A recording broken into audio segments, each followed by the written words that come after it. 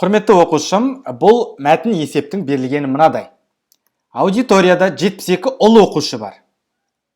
Барлығы ұл оқушылардың саны 72 екен.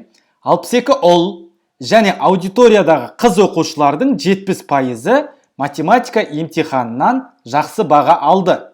Егер аудиториядағы барлық оқушылардың 75% емтиханнан жақсы баға алса, аудиторияда қанша оқушы бар?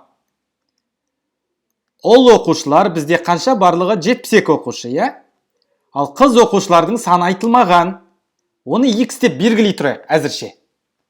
Одан кейін сұраққа жауап беру үшін барлық оқушы қанша екенін табу үшін біз 72-ке x тауып аламыз, сосын 72-ке x қосамыз, иә? Жақсы. Енді әр сөйлемді жеке-жеке түсініп оқиық.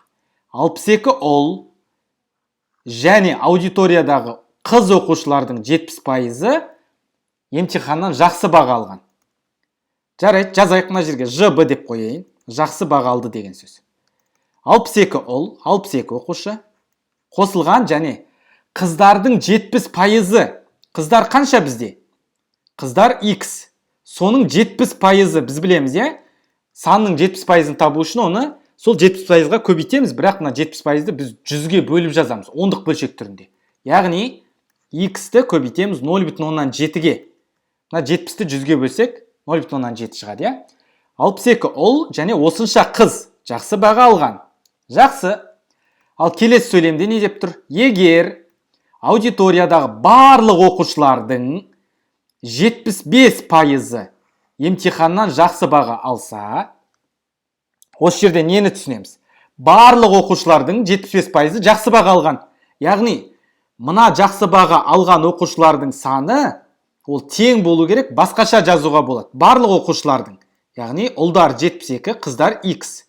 Осы барлық оқушының 75%. Ол дегеніміз 0,75-ке көбейтеміз деген сөз. Түсінікті ғой? Сонда жақсы баға алған бірінші сөйлем бойынша сол жағы шықты, теңдеудің екінші сөйлем бойынша оң жағы шықты.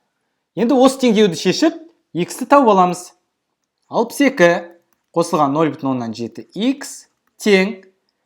Мына 72-ні көбейтеміз 0,75-ке. Ол дегеніміз 4-тен 3 деген сөз, иә? 0,75. Жай бөлшек түрінде.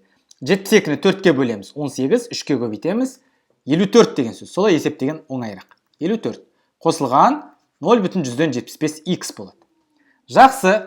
Мына 0,7x-ті біз оң жаққа көшірген тиімді, иә? Бізге өйткені коэффициенті оң сан шығады.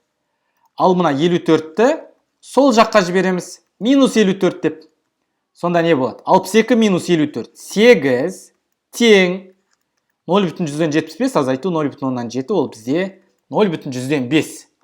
X-ті табу үшін әрине мына 8-ді 0,5-ке бөлеміз. Немесе 800-ді 5-ке бөлгенмен бірдей. Екі түр жылжысақ. Сонда X-тің мәні бізде 160 шығады екен. Ол нені білдіреді? Ол бізде аудиториядағы қыздардың саны 160. Ал бізде сұрақта барлығы қанша оқушы? Аудиторияда қанша оқушы бар деп тұр. Сонда біз ұлдар 72, қыздар 160 қосқан кезде 232 оқушы шығады екен барлығы. Жауабы А болады.